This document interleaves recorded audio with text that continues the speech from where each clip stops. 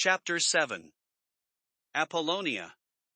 After the shooting of Captain McCluskey, the police took revenge on all 5 New York families.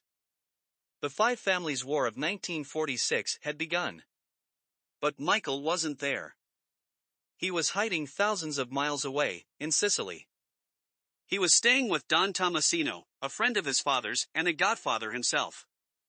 In the evenings, Michael sat in a huge garden filled with flowers, drinking wine and hearing old stories about his family. During the day, he walked in the Sicilian countryside, dressed in old clothes. 2 bodyguards, Fabrizio and Carlo, went everywhere with him, carrying guns over their shoulders. Michael often thought of Kay during these long walks in the white-hot sun. He felt sad and guilty that he had left America without saying goodbye to her. One morning, 7 months after arriving in Sicily, Michael decided to walk into the mountains past the hilltop town of Corleone. He walked with his 2 bodyguards along dusty country roads, past fruit trees and fields of flowers. The hot, still air was rich with the smell of oranges. Along the way, they met a group of girls and children picking flowers. They stopped to watch them pass. One girl in a simple dress with a basket over her arm stopped in front of Michael to pick a small pink flower. Michael watched her, studying the way that her long, brown hair shone in the sunlight and hung around her face. Suddenly, the girl lifted her head and looked at him. She had large brown eyes, and her heart-shaped mouth was red with the juice of grapes. Michael felt weak, as if hit by lightning. He had never seen anyone so lovely. The girl lowered her eyes with a shy smile, ran back to join her friends and disappeared down the road. Fabrizio noticed the look on Michael's face and laughed. "Let's go and find out who she is," he suggested. Michael agreed, and followed Fabrizio and Carlo down a narrow path towards the village where the girls and children had gone. In the village, they sat at a table outside a small cafe. The owner of the cafe was a short man with white hair and a dark mustache. He was a friendly man and he smiled as he served them, not worried at all by the fact that his customers carried guns. When Fabrizio asked the cafe owner about the beautiful girl they had seen picking flowers, and described her to him, a strange thing happened. The man stopped smiling, looked at the 3 men angrily, and disappeared inside the cafe. Fabrizio followed him inside and, moments later, ran out looking nervous. "Quick, we must go," he said to Michael. "He's really angry. The girl's his daughter." But Michael didn't move. He stared at Fabrizio and said, "I want to speak to him." Fabrizio quickly drank some wine, picked up his gun and went inside to bring the man to Michael. The cafe owner appeared with 2 young, strong-looking men at his side. They were his sons. He looked down at Michael without speaking, a hard look in his eye. Michael spoke to him quietly. "I'm sorry if I made you angry," he said. "I'm an American hiding in Sicily. My name's Michael. You can tell the police and make a lot of money. But then your daughter would lose a father instead of getting a husband. With your agreement, I would like to meet your daughter. With all respect." The cafe owner's face softened. He looked with interest at Michael, this young man with the strange mixture of softness and confidence in his voice. He noticed that the 2 men with guns looked at this young man with great respect. He was obviously important, and probably rich. "Come on Sunday afternoon," he said. "My name is Vitelli and my house is up there in the hills, above the village." "And what's your daughter's name?" Michael said, standing up and shaking the man's hand. "Apollonia," the cafe owner smiled. That Sunday, Michael, dressed in his best clothes, brought presents for Apollonia and all her family. He gave Apollonia some jewelry. He began to visit the family home regularly after that. One evening, at the dinner table, he noticed that she was wearing the jewelry he had given her. It was her way of saying that she liked him. He invited her for a walk in the country, and she agreed. They walked side by side, but they were careful not to touch each other. They were not alone. All the women in Apollonia's family walked behind them, followed by Carlo and Fabrizio, carrying their guns. 2 weeks later, Michael and Apollonia got married. Compared to his sister's wedding to Carlo in New York 2 years earlier, it was a simple Sicilian wedding. Apollonia wore white while all the other women wore black. The villagers stood in the streets and threw flowers as the couple passed on foot from the church to Apollonia's house in the hills. The wedding guests walked behind the couple and, behind the guests, there was a band of musicians. The wedding party went on until midnight.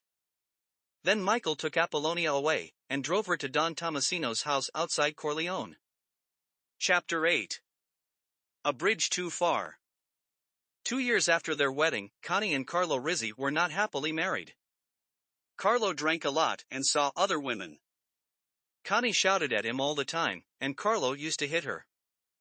One day, Sonny visited his sister and saw her face was covered in bruises. He became very angry and, although Connie tried to stop him, he rushed away to find Carlo.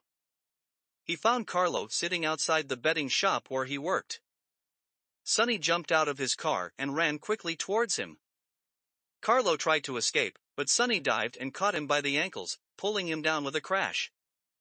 Then, while Carlo was still on the ground, Sonny kicked and hit him, screaming at him all the time. Carlo didn't try to fight. He stayed on his knees and covered his head with his hands. Finally, Sonny grew tired. He looked down at Carlo's bruised and bloody body and said, "If you ever touch my sister again, I'll kill you." A few weeks later, the telephone rang in the kitchen of Don Corleone's house. Sonny was called to the phone. It was Connie, and she was crying. Carlo had hit her badly, and she wanted to come home. As he listened, Sonny's face went red and he began to shake. "I'm coming right over," he told his sister. "Just wait there." "Please, Sonny, don't." Connie began, but Sonny put down the phone and ran straight out of the house.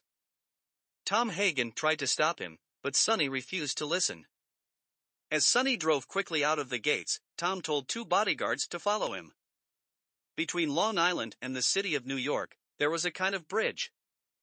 Before anyone could cross, they had to stop at the toll booth and pay. When Sonny arrived at the bridge, only one toll booth was open. He had to wait because another car was in front of him. Sonny impatiently looked for some money in his jacket pocket.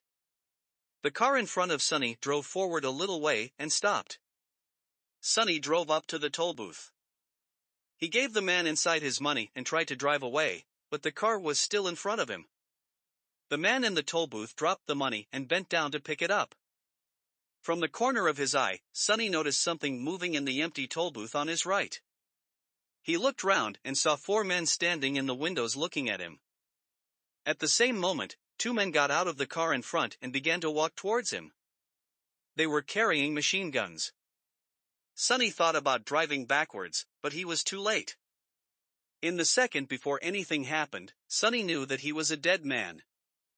There was a sudden thunder of noise, and bullets crashed through the windows of his car from all directions. Before Sonny could dive for cover, he was hit several times in the chest and head. But he was a strong man. He refused to die quietly. He pulled himself across the seat, opened the door and half jumped, half fell out of the car. He tried to pull his gun from his jacket, but bullets continued to hit him. At last, with a wild and angry look on his face, he fell to the ground in a pool of blood and stopped moving.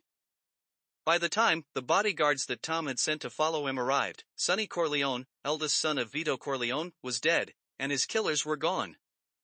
Later that night, Tom Hagen sat alone in Don Corleone's dark office, drinking. He couldn't believe that Sonny was dead. He heard the door behind him open and close. Turning round, he saw Don Corleone. He looked very old and tired as he walked stiffly across the room. He had lost weight, and his clothes hung loosely from his body. "Give me some wine," he said as he lowered himself slowly into his favorite leather armchair. He waited while Tom poured him a drink, then half spoke, half whispered, "My wife was crying before she fell asleep. Outside my window, I saw Tessio and Clemenza coming to the house, and it's midnight. So, Tom, I think you should tell your Dawn what everybody already knows." "I was about to come up and tell you," Tom said. "But you needed a drink first." "Yes," Tom looked down, ashamed. "You've had your drink. You can tell me now." Tom looked up, his eyes filled with tears. They shot Sonny, he said, his voice shaking. He's dead. Don Corleone closed his eyes. For a second he, too, seemed about to cry. But when he opened his eyes again, they were dry. I want no revenge, he said sadly. I want you to arrange a meeting with the heads of the 5 families. This war stops now. Chapter 9. A Good American Wife. In the first weeks of married life, Michael and Apollonia went for walks in the hills and drove around the countryside in their small black car. But news of the wedding had reached Michael's enemies. Don Tomasino told Michael that it was too dangerous for him to leave the house. He put men with guns around the house to guard him, and told Fabrizio and Carlo to stay with Michael all the time. Although he was a prisoner in his home, Michael wasn't too unhappy. He had Apollonia. He spent the time teaching her how to speak English and how to drive the car. One morning, Don Tomasino came home to tell Michael that Sonny was dead. It wasn't safe for Michael to stay in the house anymore. He had found a safe house outside Syracuse, and he would have to leave at once. Apollonia could live with her parents for a short time. She could join him later. The next morning, Michael stood at his bedroom window and saw Fabrizio sitting in a garden chair. Get the car, Michael called down. I'm leaving in 5 minutes. Is your wife coming with you? Fabrizio asked. No, I want you to take her to her father's house until I'm safe. Michael washed, then went downstairs to the kitchen, where he found Carlo having breakfast. Where's Apollonia? Michael asked.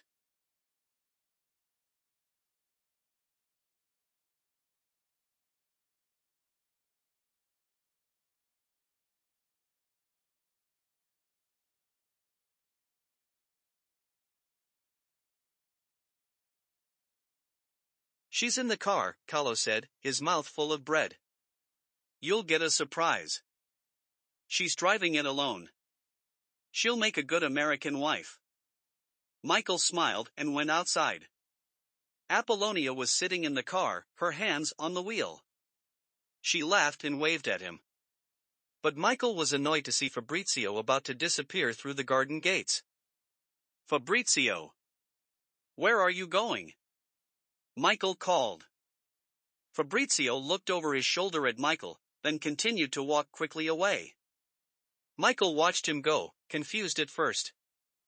Then he looked at the car. Suddenly, without thinking, he realized there was danger. He shouted to Apollonia, "No! No!" But she never heard him. There was a loud explosion and Michael was thrown to the ground. When he looked up, pieces of burning car were lying all over the garden. The bomb, which someone had intended for him, had killed his beautiful, innocent wife instead. Chapter 10. No Revenge. The secret meeting between the heads of the 5 New York families and all the other important families in America took place in a large room above a bank. Everybody sat around a large table, each head with his consigliere sitting close behind. Don Corleone, who had invited them all, was the first to stand up and speak. How did things get so far? He said.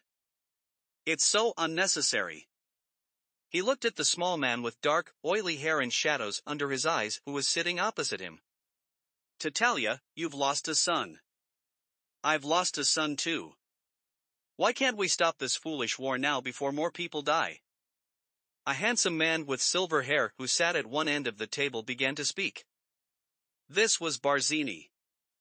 We all know Don Corleone is an honest man, he said. We can trust him. Yes, Talia said to Barzini. He has many important friends. But he refused to share them with us. I only ever refused to help you once. Don Corleone looked at Talia. He was thinking about the meeting with Salazzo. I refused to help you because I don't like the drugs business. Times have changed, Barzini said. A man who refuses to help his friends is not a true friend. Don Corleone must share his important friends in law and government with us. We will pay him well for his help, of course. The godfathers talked for a long time. Finally, Don Corleone said, I'm a man you can trust. I'll do whatever I can for peace. Then we all agree, Barzini smiled. The drugs business will be permitted, but controlled. And Don Corleone will share his important friends with us. If Don Corleone promises not to take revenge on us for his son's death, Tatalia said. Don Corleone looked sadly at Tatalia. Is revenge going to bring your son back to you? Or my boy to me? I promise, there will be no revenge. But only if my youngest son is permitted to come back safely. He has had to live abroad since that Salazzo business. I want him home. But I warn you, if anything happens to my son, if he mysteriously falls off the boat on his way home, or if he's hit by lightning after he returns, then I will blame some of the people in this room. That, I will not forgive. But if my son is permitted to return safely to New York, then I promise I will not be the one to break the peace we have made here today. At this, he stood up and opened his arms to Tatalia. Tatalia stood up too, and the two men walked around the table. They met behind Barzini's chair and hugged each other warmly. Then all the godfathers in the room stood up and began to hug and kiss each other, congratulating each other on the end of the war. Chapter 11. Ghost from the Past. One autumn afternoon, as Kay was walking home, she saw a large black car parked outside the school where she was a teacher. Next to the car, there was a serious-looking man in a black hat and long black coat, watching her. Kay stopped as if she had seen a ghost. Michael, she said. How long have you been back? About a year, he said quietly. Then, walking slowly towards her, he said, It's good to see you, Kay. They walked together through the park, hands in pockets, a little shy with each other after so much time. I'm working for my father now, Michael explained. He's been sick. Very sick. But you're not like him, Kay replied. I thought you weren't going to become a man like your father. As I've grown older, I've learned to respect him more. He's just an ordinary man who loves his family, that's all. Ordinary men don't have other men killed, Kay said. Listen, Kay, Michael stopped walking and looked her in the eyes. In 5 years' time, my family will have no more problems. We'll be a lawful, respectable family. Trust me. That's all I can tell you about my business. Kay's eyes filled with tears. Michael, why did you come here? She said. What do you want with me after all this time? You didn't call, you didn't write. I came here because I need you. I care for you. Please stop it. But Michael went on, because I want you to marry me. Kay shook her head. It's too late. I promise I'll do anything you ask, Michael continued in a soft, calm voice. Let's forget the last 2 years. What's important is that we have each other. That we have children. Kay, I need you. And I love you. As Michael was speaking, Kay kept looking away. She didn't know what to say. Michael had changed. He was different now. There was something cold about him, something hard. But in the end, this didn't matter. Before she could answer him, the large black car drove up and stopped next to them. Michael opened the back door for her and waited. In her heart, Kay realized that she still loved him. Without a word, she stepped inside the car. Chapter 12. Many changes. As months turned into years, there were many changes. Michael and Kay got married and had 2 children. Connie and Carlo Rizzi moved with their children into a house on Long Island, to be near the rest of the family. Fredo was sent to Las Vegas, where the Corleones had bought 1 hotel and were planning to buy many more. Barzini was taking advantage of the peace between the 5 families, and was beginning to take over a lot of the Corleone family business in New York. Tessio and Clemenza wanted to fight Barzini before he became too strong, but Michael, who had spent long hours talking to Tom Hagen and his father, learning the family business, told them to be patient. At first, Tessio and Clemenza didn't like taking orders from Michael. They tried to talk to Don Corleone instead. But the old man said, Do you trust me? Yes, godfather, Tessio and Clemenza replied. Then be a friend to Michael, he's head of the family now, do as he says. One afternoon, Michael sat in the garden with his father. Don Corleone had put on a lot of weight and moved very slowly. He spent most of his time in the garden, looking after his plants, or just sitting under a tree, drinking wine, thinking about the past. But his mind was still sharp. Michael always came to him for advice. Be careful of Barzini, he told Michael. He'll move against you first. He'll arrange a meeting with someone that you trust. He'll promise you safety. But at that meeting, he'll kill you. Don Corleone drank some red wine, and suddenly changed the subject. Are you happy with your wife and children? He asked. Very happy, Michael said softly. He wanted to hear more about Barzini, but he respected and loved his father too much to hurry him. That's good, said Don Corleone. He looked around the garden for a moment with a sad look in his eyes, then said, I'm sorry, I can't stop thinking about Barzini. It worries me. I always thought Sonny would be head of the family. I never wanted this for you. There just wasn't enough time. Michael gently touched his father's arm. Don't worry, father, he said. I'll take care of it. Don Corleone nodded, smiled to himself, then looked suddenly serious as if he had forgotten to tell Michael something important. What's the matter, father? Michael asked. Listen, Don Corleone raised one finger. Whoever comes to you with this Barzini meeting, he's the traitor. Don't forget that. Then, standing with great difficulty, he touched Michael lovingly on the cheek and walked slowly back to the house, out of the sun. One Sunday morning, while the women were at church, Don Corleone was playing with his grandson among his tomato plants in the garden. As he tried to run away from the little boy who was chasing him, he suddenly found it hard to breathe. It was as if the sun had come down very close to his head. He stopped running and started to cough as he tried to get air into his chest. The little boy laughed, thinking this was part of the game.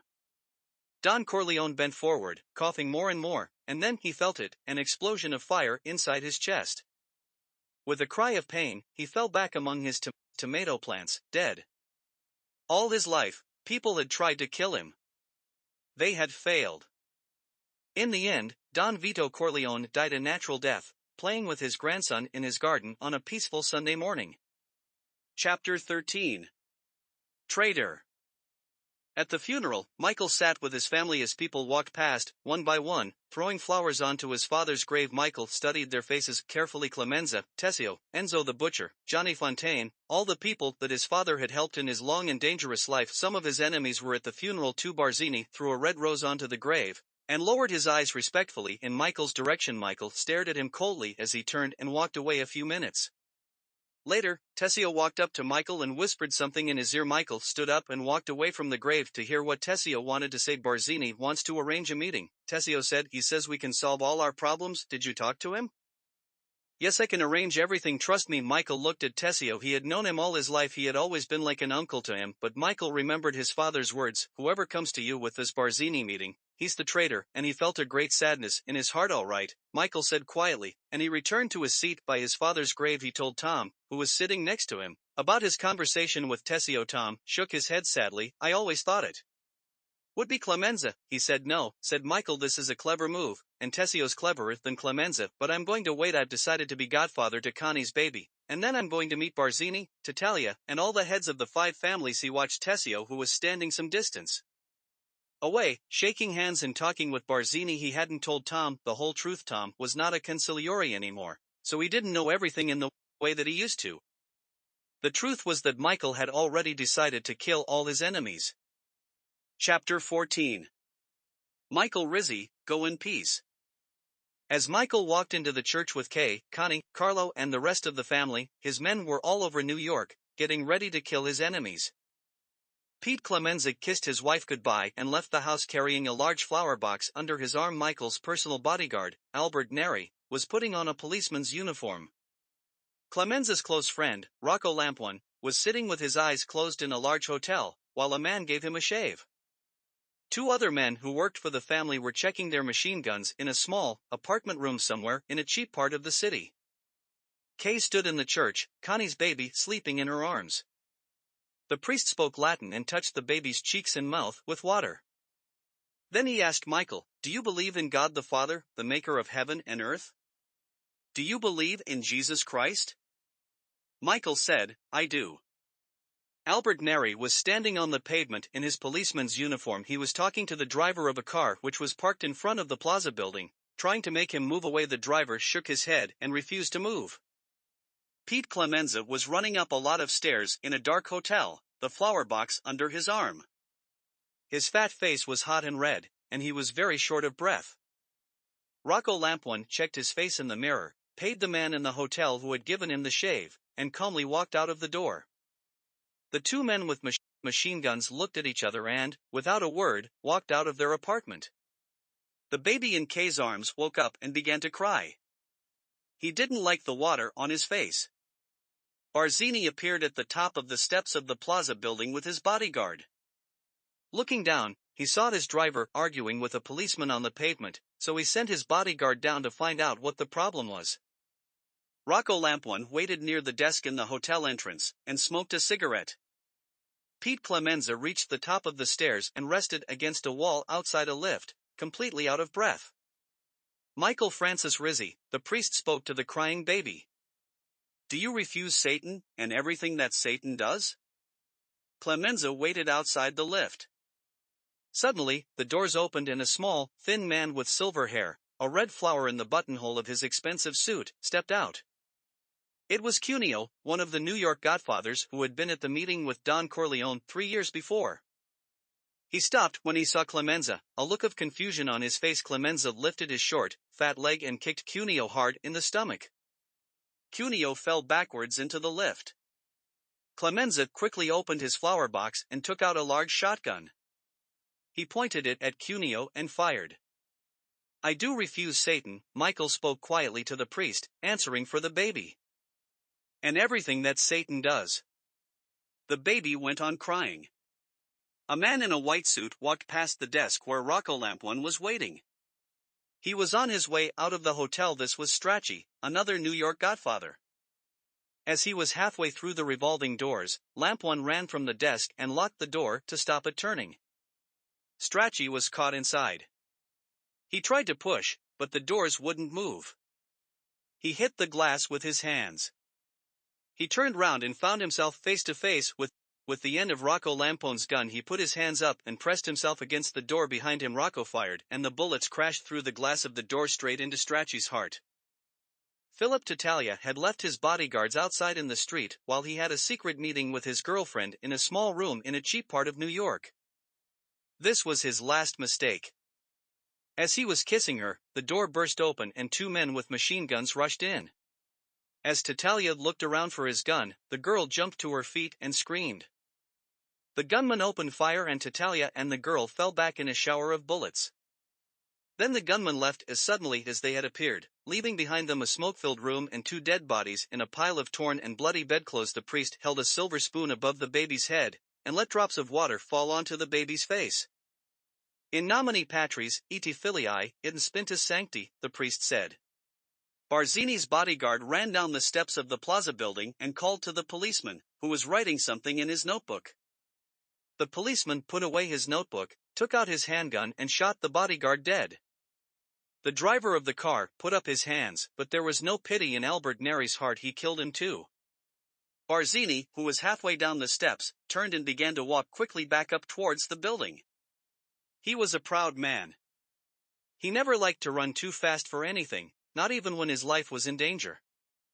This gave Neri the time that he needed to go down on one knee, point his gun carefully up at Barzini, and shoot him 3 times in the back. Barzini stopped, as if in surprise, then fell backwards down the steps. Suddenly, inside the church, the baby stopped crying. "Michael Rizzi, go in peace," the priest said. "And God go with you always. Always. Amen." "Amen," Michael Corleone said softly, and lowered his eyes knowing that, by now, all his enemies were dead. Chapter 15. Family Business. As the family stood on the steps outside the church, Carlo Rizzi shook Michael's hand.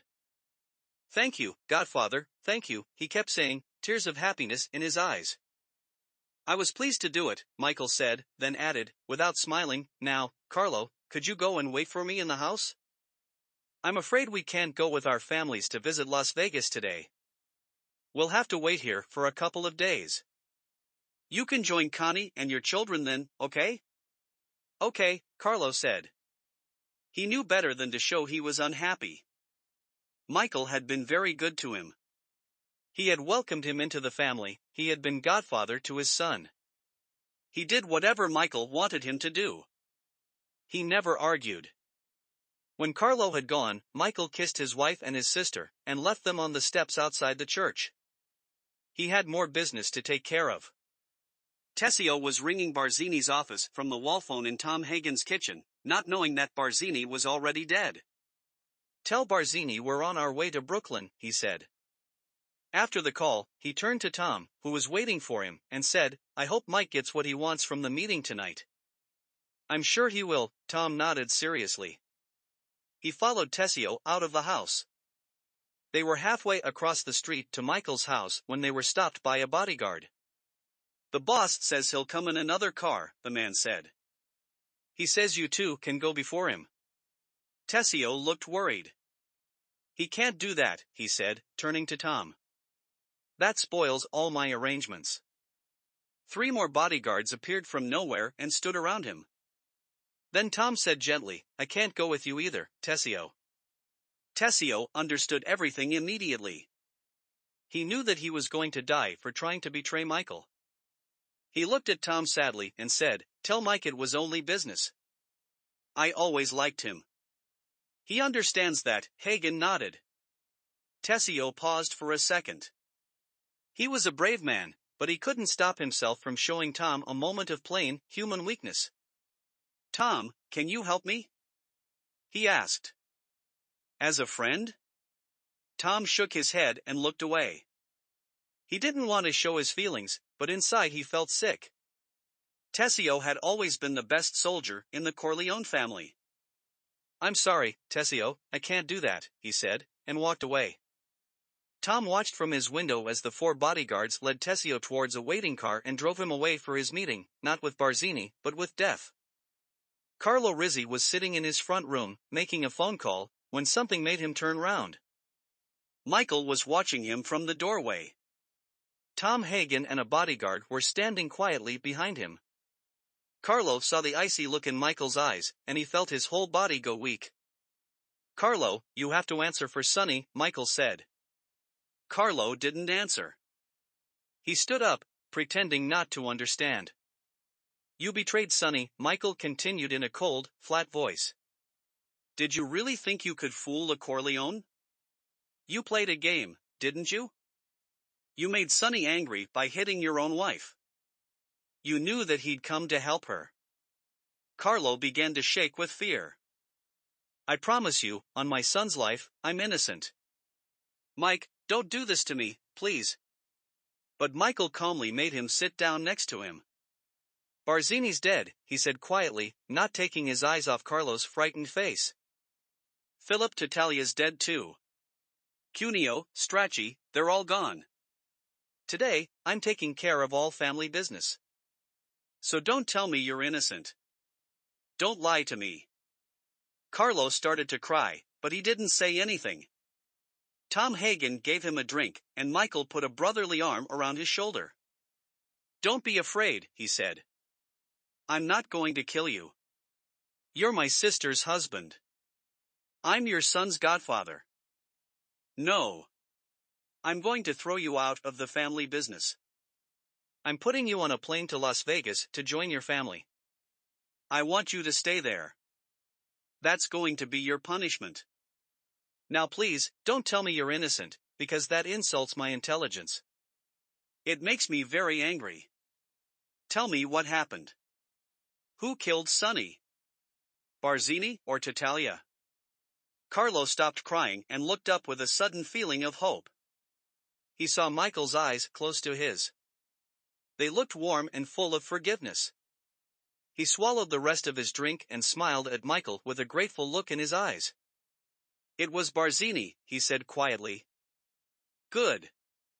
Good, Michael said, nodding to himself. He stood up and turned towards the window. There's a car waiting for you outside, he said. It'll take you to the airport. I'll call Connie to tell her you're coming. Carlo stood up and tried to speak. Michael, please. But Michael turned on him angrily, his eyes cold and hard again. Get out of here, he said. I never want to see you again. When Carlo left the house, he saw two men putting suitcases into the back of his car. He got into the passenger seat and waited for someone to drive him away. He didn't see Pete Clemenza sitting quietly behind him in the back seat. Hello, Carlo, Clemenza said. Before Carlo could turn round, Clemenza threw a smooth thin cord around Carlo's neck and pulled hard. Carlo fought and tried to escape. His body jumped around like a fish on the end of a line. His foot crashed through the front window of the car, but Clemenza was too strong for him. He pulled the cord until it cut into Carlo's throat. A minute later, Carlo Rizzi was dead. Michael, who had watched it all from the front of the house, turned away, followed by Tom Hagen. He had taken care of all the family business in one day. The Corleones were now the strongest family in New York.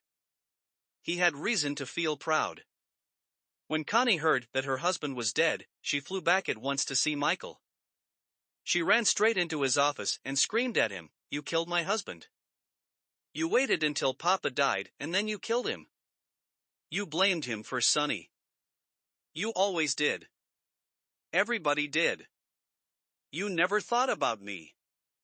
What am I going to do?" Michael sat quietly at his desk. Kay tried to calm Connie down, but Connie pushed her away, ran around the desk and started to kick and hit her brother, crying and screaming the whole time. You stood godfather to our baby. You cold-hearted killer. You animal. You. Michael didn't try to move away. He let Connie scream at him and hit him. Finally, she was taken away into another room, and Michael was left alone with Kay in the office. He walked around the room, feeling uncomfortable at the strange look Kay was giving him. She was shocked by what had happened. She was also a little afraid. She's gone crazy, Michael tried to explain. Understandable, I guess. Kay could hear Connie screaming from the next room. She looked her husband in the eye and said, Michael, is it true? Don't ask me about my business, Kay, he replied. Is it true? She repeated. Michael repeated his reply.